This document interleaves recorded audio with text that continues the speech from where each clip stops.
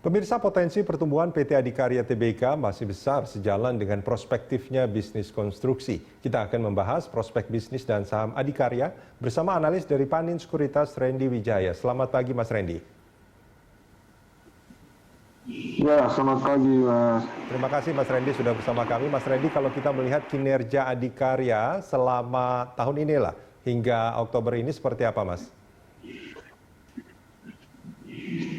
Ya, mungkin kalau kita lihat dari laporan keuangan terakhirnya gitu ya, sampai di first half 2020 memang kinerja tidak terlalu memuaskan gitu, di mana pendapatan mungkin cuma naik 1,9% dan laba bersih turun cukup signifikan 94,8%. Jadi memang kalau kita lihat konstruksi di tahun 2020 ini kurang begitu bagus.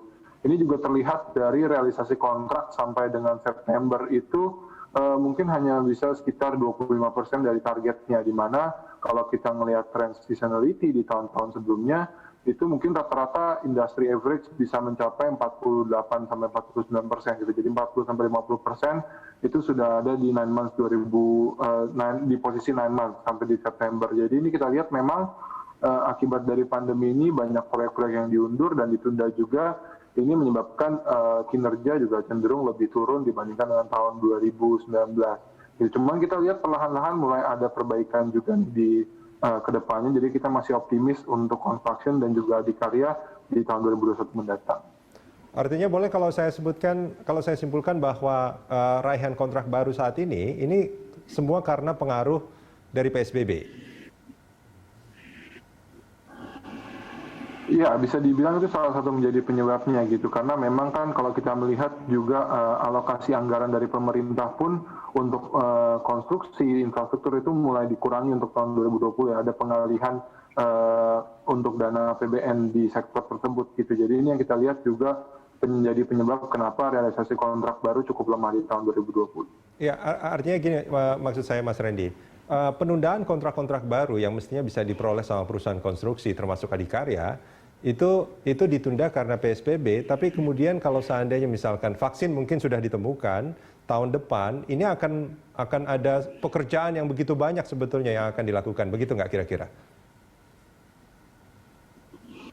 Kalau kita lihat iya, karena memang pertama dengan adanya vaksin ini tentunya aktivitas ekonomi bisa berjalan kembali normal gitu, di mana mungkin paling cepat kita ekspektasikan seperti dari pemerintah juga sudah state di first quarter 2021 hopefully kita bisa mendapatkan dan bisa mendistribusi vaksin secara nasional, walaupun memang mungkin akan secara bertahap gitu. Nanti di kuartal kedua juga ada vaksin dari perusahaan swasta dari KLB. Nanti di akhir Desember 2021 juga ada vaksin merah putih buatan dalam negeri.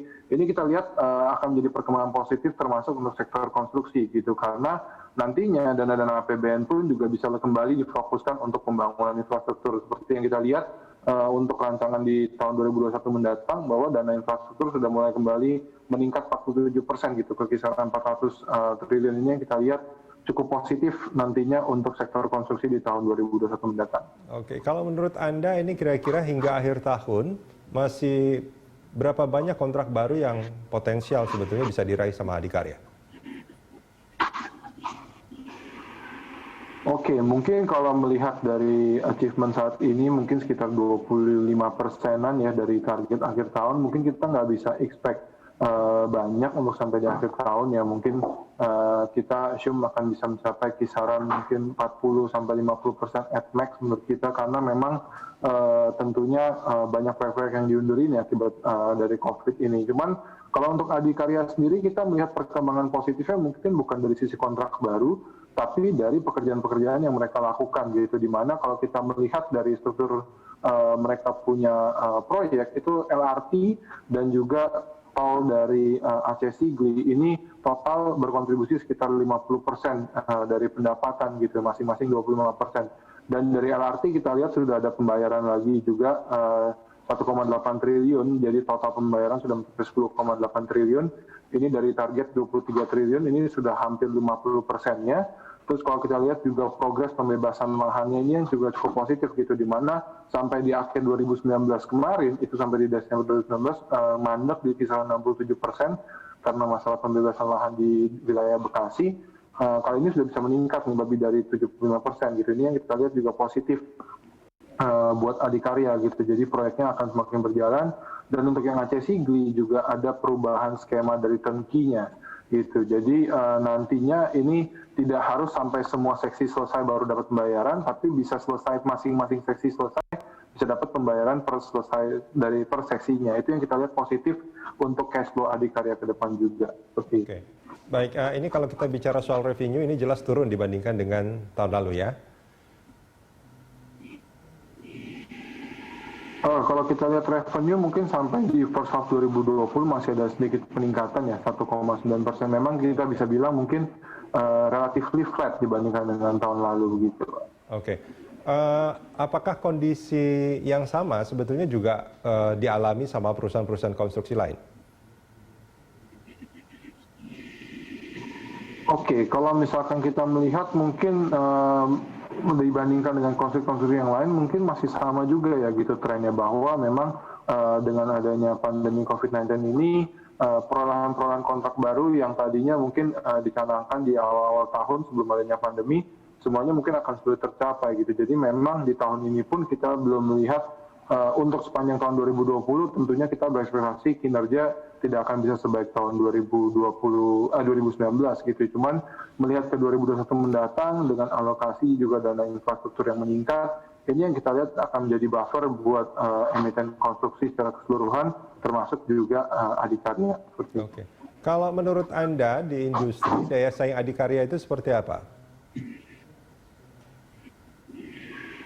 Ya, kalau mungkin kita melihat daya saingnya, salah satu yang menjadi concern kan tentunya cash flow dan juga posisi balance sheet seperti itu ya. Memang kalau kita melihat adikarya dibandingkan dengan yang lain, mungkin tidak sebaik itu posisinya. Dimana kalau kita melihat mungkin dari rasio utangnya gitu, net gearing, kita lihat antara adikarya, PTPP, Waskita dan Wika, kita melihat memang Wika masih menjadi yang terkuat gitu. Jadi untuk masalah cash flow dan juga ketahanan terhadap dari pandemi ini, rendahnya kontrak baru, kita lihat sebenarnya yang paling punya defense paling baik itu adalah Wijaya Karya gitu. Cuman untuk adikarya sendiri menurut kita tidak terlalu buruk gitu dibandingkan dengan yang paling parah mungkin bisa kita bilang Waskita Karya, di mana tingkat mereka punya rasio utang itu paling tinggi dibandingkan dengan yang lain.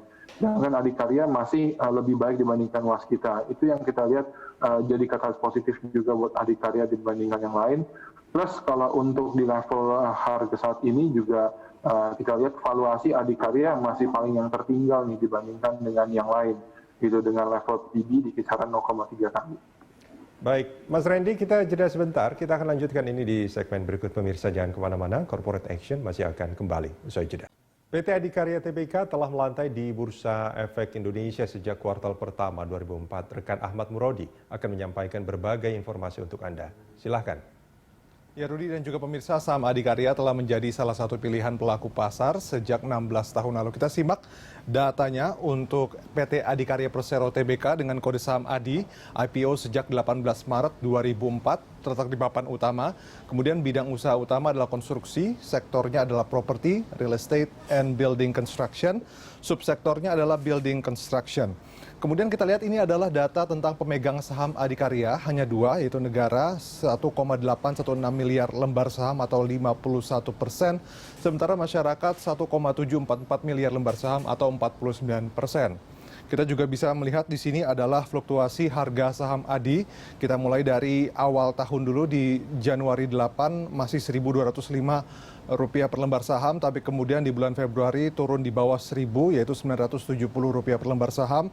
Kemudian di bulan Maret mulai merasakan dampak dari pandemi corona, turun drastis 386, kemudian sempat bounce back dikit di April 555, dan 500-an ini memang menjadi angka yang paling sering muncul ya di tahun ini, meskipun di bulan Juni sempat 660, kemudian di Agustus 605, tapi kemudian pada penutupan bursa saham di hari Jumat kemarin itu ditutup di angka Rp550 per lembar saham.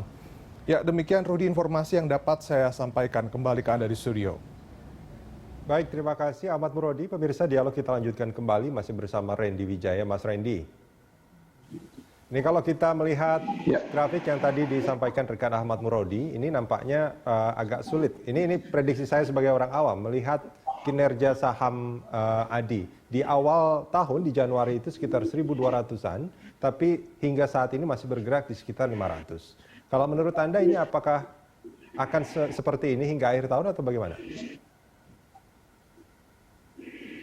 Ya, kalau kita melihat mungkin sampai akhir tahun harusnya ada peningkatan ya. Pertama karena kita melihat beberapa katalis positif di tahun 2021 mendatang gitu. Karena nanti di akhir tahun juga mungkin di sekitar bulan November nanti untuk tender proyek itu tol yang Yogyakarta Kulon Progo dan juga Bawen Jogja ini kemungkinan akan dilaksanakan gitu. Jadi kalau nantinya tender ini bisa selesai dan proyek akan berjalan di tahun 2021, ini akan menjadi katalis positif juga untuk Adikarya gitu. Terus kalau kita melihat ada juga diversifikasi proyek untuk selain dari LRT, ada juga nanti dari yang MRT. Ini yang kita lihat bakal positif ke tahun 2021 mendatang. Jadi kita lihat sebenarnya dari segi prospek bisnis masih cukup bagus ya untuk diversifikasi ke depannya. Karena memang sekarang bisa kita bilang pendapatan ya terlalu terkonsentrasi di dua proyek besarnya, itu yang pertama LRT, yang kedua itu tol Aceh Sigli gitu. Jadi dengan adanya beberapa diversifikasi proyek ini harusnya akan menjadi katalis positif buat ADI.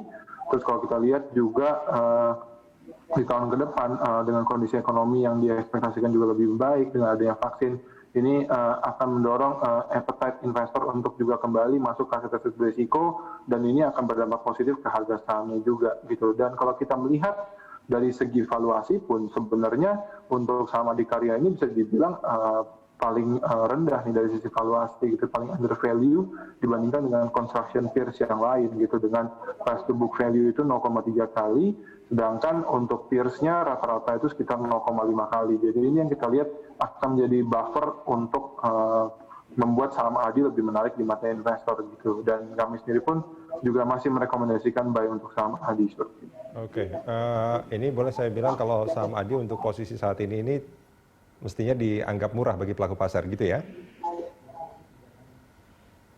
Iya, betul sekali. Oke. Nah, kalau menurut Anda ini hingga akhir tahun, kinerja saham ADI ini bisa sampai berapa? Ya, kalau untuk akhir tahun mungkin kita targetnya lebih long term ya, untuk 12 bulan ke depan mungkin kita masih merekomendasikan buy dengan target harga di 780, karena tadi beberapa kata positif yang saya sebutkan seperti diversifikasi proyek di 2021, terus juga perubahan skema beberapa proyek untuk pembayarannya ini akan lebih positif untuk cash flow-nya, dan juga kita lihat valuasi yang masih under value dibandingkan construction peers. Oke. Kalau kita bicara soal sahamnya Adikarya, ini kan memang di posisi sekitar 550-an saat ini, Mas Randy. Nah, itu akan mulai kembali ke seperti di awal tahun itu, Anda perkirakan kapan? Oke, mungkin kalau untuk sampai kembali seperti di awal tahun 1200-an, mungkin kita baru bisa expect nanti di second half 2021 gitu. Karena kita tentunya akan perlu melihat bagaimana nantinya vaksin ini yang akan diproduksi dan distribusi di Indonesia ini, bagaimana pendistribusiannya, apakah cukup berjalan lancar gitu. Dan kita akan melihat perkembangan kasus dari COVID-19 ini, karena memang kasus COVID-19 ini masih menjadi hambatan untuk pasar saham sendiri seperti itu, dan juga berbagai sektor usaha lainnya. Oke, baik. Mas Randy, terima kasih banyak sudah bersama kami di Corporate Action.